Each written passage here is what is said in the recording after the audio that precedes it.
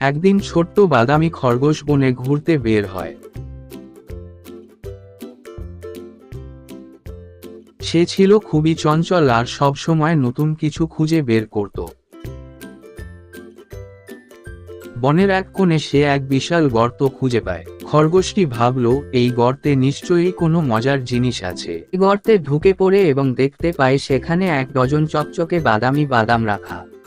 খরগোশ খুব খুশি হয় এবং একটা বাদাম মুখে দিয়ে খেতে শুরু করে।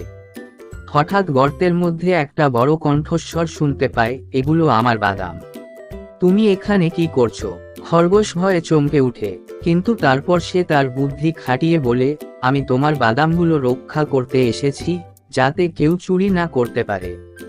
বাদামি গায়ের বিশাল ভাল্লুক হেসে বলে, তুমি খুবই বুদ্ধিমান খরগোশ, তুমি এখন থেকে আমার বন্ধু, আমরা একসাথে এই বনে মজা করব।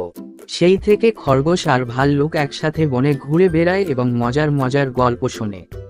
তারা দুজন ভালো বন্ধু হয়ে যায়, আর বনের সবাই তাদের দেখে মুগ্ধ হয়ে যায়।